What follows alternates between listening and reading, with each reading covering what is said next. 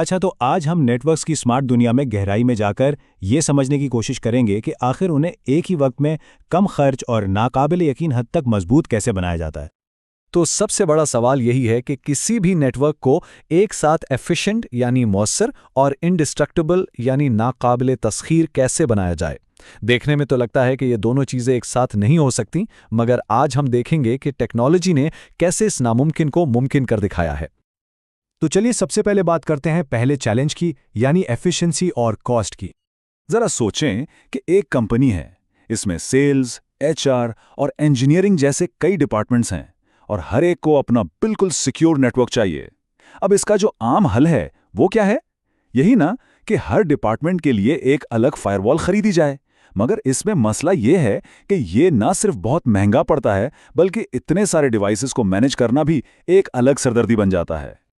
और यहीं पर एंट्री होती है मल्टी कॉन्टेक्स्ट फायरवॉल्स की। ये एक ऐसी जबरदस्त टेक्नोलॉजी है जो एक ही फिजिकल डब्बे को, हाँ, एक ही हार्डवेयर को सॉफ्टवेयर के जरिए कई अलग अलग बिल्कुल आज़ाद वर्चुअल फायरवॉल्स में बांट देती है।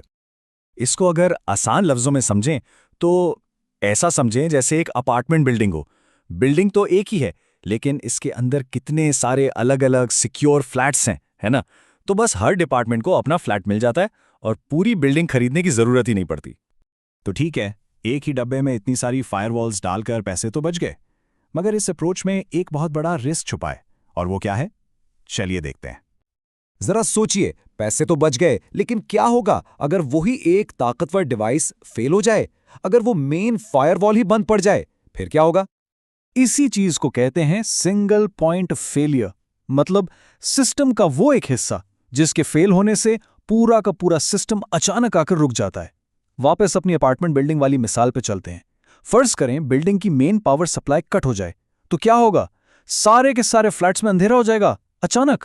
यही है वो रिस्क, और ये वाकई एक बहुत बड़ा रिस्क है। तो इस सिंगल पॉइंट ऑफ फेलियर का हल क्या है? इसका जवाब है एक स्टैंड बाय ट्विन, यानी एक जुड़वा भाई जो हर वक्त तैयार रहता है। उसका जवाब है हाई अवेलेबिलिटी, जिसे फेल ओवर भी कहते हैं। इसको बिल्कुल ऐसे समझें जैसे एक जहाज में को पायलट होता है। वो हर वक्त तैयार बैठा होता है कि अगर खुदा न खास्ता मेन पायलट को कुछ हो जाए तो वो फौरन कंट्रोल संभाल ले। नतीजा, जहाज बिल्कुल महफूज रहता है और सफर जारी रहता है। तो देखिए, इस सिस्टम में दो यूनिट्स काम करते हैं। एक होता है प्राइमरी यूनिट जो एक्टिव रहता है, मतलब सारा नेटवर्क ट्रैफिक वही हैंडल कर रहा होता है, और दूसरा होता है सेकेंडरी यूनिट। ये स्टैंड बाय मोड में रहता है, बिल्कुल खामोशी से, बस अपनी बारी का इंतजार करते हुए और हर लम्हा तैयार। लेकिन यहाँ एक बहुत ज़रूरी बात है। ये जो ट्विन्स है ना, इनका बिल्कुल एक जैसा होना लाजमी है। इनका मॉडल, इनका सॉफ्टवेयर वर्जन, इनके लाइसेंस, यहाँ तक कि उनकी कॉन्फ़िगरेशन, सब कुछ 100% सेम होना चाहिए। अगर ज़रा सा भी फ़र्क हुआ तो ये पूरा सिस्टम काम नहीं करेगा। तो चलिए अब इस असल एक्शन की बात करते हैं, वो लम्हा जब स्टैंड बाय यूनिट को आगे आना पड़ता है। और ये जो पूरा प्रोसेस है ना, ये बहुत ही मुनज़्ज़म तरीके से होता है। ये फेलओवर का अमल 4 अहम स्टेप्स में होता है। पहला है हार्ट बीट। दोनों फायरवॉल्स एक डेडिकेटेड लिंक पर मुस्तकिल एक दूसरे से हालचाल पूछती रहती हैं। अब जैसे ही स्टैंड बाय यूनिट को एक्टिव यूनिट की हार्ट बीट आना बंद हो जाती है, इसको फौरन पता चल जाता है कि भाई कुछ गड़बड़ है। तब वो तीसरे स्टेप में दाखिल होता है, इम्पर्सोनेशन, यानी नकल करना। इस स्टेप में स्टैंड बाय यूनिट फौरन पलक झपकते ही फेल हुई यूनिट का आईपी एड्रेस और मैक एड्रेस, मतलब उसकी पूरी पहचान खुद अपना लेता है। और आखिर में चौथा स्टेप, दी अनाउंसमेंट। नया एक्टिव फायरवॉल पूरे नेटवर्क को ऐलान करता है, अरे भाइयों, अब नया बॉस मैं हूं, सारा ट्रैफिक अब मेरी तरफ भेजो। अच्छा, तो नेटवर्क तो सेकंड्स में वापस ऑनलाइन आ गया, जबरदस्त।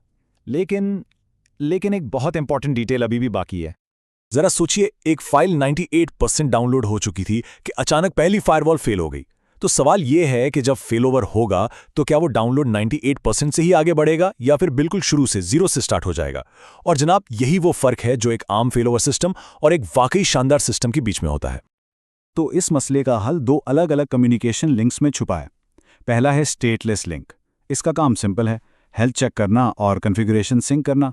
ये बस इतना पूछता है, भाई जिंदा होना। लेकिन जो दूसरा लिंक है वो है असल गेम चेंजर। उसे कहते हैं स्टेटफुल लिंक। ये रियल टाइम में हर पल एक्टिव कनेक्शंस का सारा डेटा शेयर करता रहता है। ये बेसिकली बता रहा होता है, सुनो, मैं इस वक्त इन लोगों से बात कर रहा हूं और ये बातें हो रही हैं।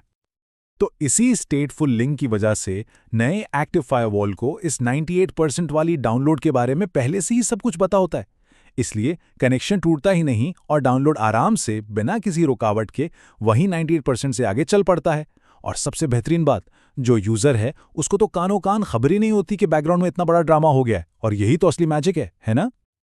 तो चलें अब इन सारी बातों को समेटते हैं और देखते हैं कि एक मजबूत और लचकदार यानी रेजिलिएंट नेटवर्क की पूरी तस्वीर कैसी दिखती है। तो खुलासा ये है कि ये एक 2 पार्ट स्ट्रेटजी है। पहला हिस्सा है एफिशिएंसी यानी कारकर्दगी। उसके लिए हम इस्तेमाल करते हैं मल्टी कॉन्टेक्स्टिंग।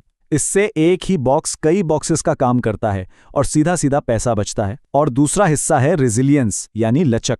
इसके लिए हमारे पास है हाई अवेलेबिलिटी, जो एक फौरी स्टेट अवेयर बैकअप दे देता है। इससे ये यकीनी हो जाता है कि सर्विस में कभी कोई रुकावट ना आए। और जाते जाते एक सवाल छोड़े जाते हैं। जैसे जैसे हमारे सिस्टम्स और भी ज्यादा कॉम्प्लेक्स यानी पेचीदा होते जा रहे हैं, तो अगला सिंगल पॉइंट ऑफ फेलियर कहाँ छुपा हो सकता है जिसे हमें ढूंढना है। क्योंकि याद रखें, एक वाकई मजबूत सिस्टम बनाना सिर्फ आज के मसलों को हल करने का नाम नहीं, बल्कि आने वाले कल के खतरों को पहले से पहचानने का नाम है।